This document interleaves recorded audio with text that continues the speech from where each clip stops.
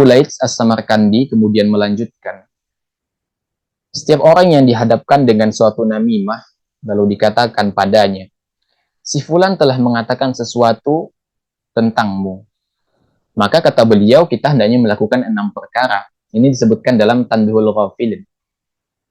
Jadi kalau kita menerima suatu informasi misalnya, ya, tentang teman kita, saudara kita, atau rekan kita, kita terima dari pihak ketiga. Oh, si fulan ini begini, ya, tentang keburukan.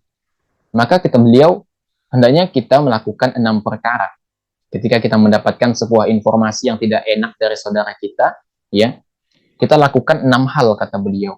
Tentunya berkaitan dengan masalah kita. Misalnya kita punya teman, ternyata ada pihak ketiga yang menyampaikan kepada kita bahwa teman kita menjelek-jelekan kita, misalnya. Maka kita bisa melakukan 6 hal, kata Abu Laits As-Samarkandi dalam Tanbihul Ghafilin. Pertama, kita tidak membenarkannya. Jadi ketika ada orang yang mengatakan teman kamu tadi, ya, menjelek-jelekan kamu misalnya, ya, maka kata beliau yang pertama kita lakukan adalah tidak membenarkannya. Karena tukang namimah atau adu domba adalah orang yang fasik. Beritanya tidak bisa diterima.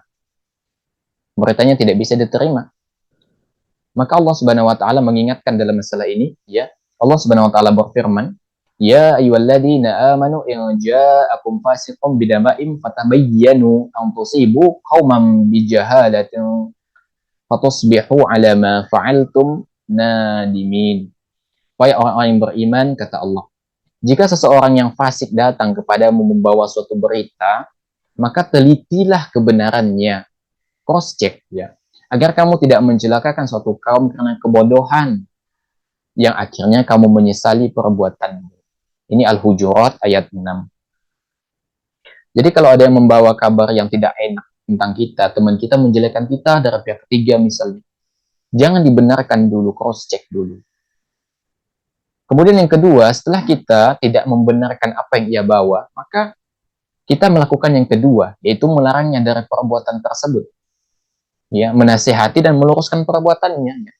Ketika dia membawa berita buruk kepada kita, justru kita nasihati. Nggak boleh begitu. Tidak boleh mengadu domba begini-begini, tanyakan mana buktinya. Ya, karena berbicara itu perlu bukti begitu. Kemudian yang ketiga adalah membencinya karena Allah. Ya, sebab orang semacam itu dibenci oleh Allah Subhanahu wa taala. Jadi kalau ada orang yang membawa berita buruk tentang kita yang ia dapatkan dari orang lain misalnya, maka kita membenci perbuatannya, bukan membenci orangnya. Ya, benci perbuatannya. Dan karena Allah Subhanahu wa taala membenci perbuatan yang semacam itu. Kemudian yang keempat adalah tidak berprasangka buruk terhadap orang yang diberitakan olehnya.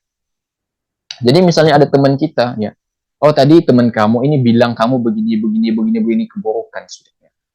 Maka keempat ini adalah kita tidak berprasangka buruk kepada teman kita yang ia beritakan itu, karena kita belum tahu faktanya itu seperti apa begitu.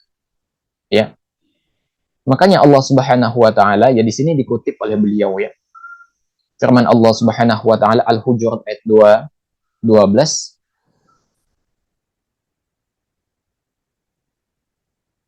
A'udzubillahi minasyaitonir rajim. Ya ayyuhalladzina amanu ijtanibu katsiran minadh-dhanni inna ba'dadh-dhanni itsm. Wa la tajassasu wa la yaghtab ba'dukum ba'dha.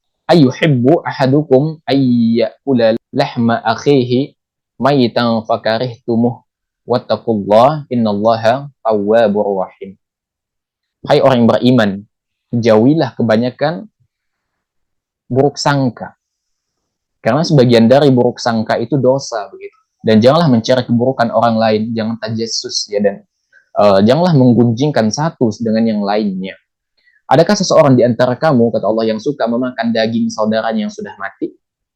Maka tentulah kamu merasa jijik kepadanya dan bertakwalah kepada Allah. Sesungguhnya Allah itu Maha menerima taubat lagi Maha Penyayang. Ini Al-Hujurat ayat 12. Jadi ketika ada orang yang membawakan berita kepada kita tentang saudara kita, ya, dalam konteks keburukan, maka kita tidak boleh berburuk sangka terhadap saudara kita yang tentu diberitakannya. Tidak boleh berburuk sangka.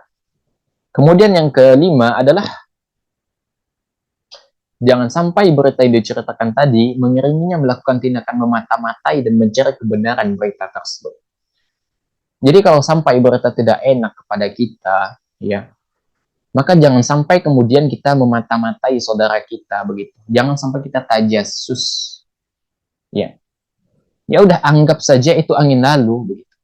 Ya. Kalau itu tidak benar. Kemudian yang keenam adalah tidak mengikuti larangan atau saran si tukang namimah terhadap orang yang digunjing dan jangan menceritakan perbuatan namimah yang dilakukannya.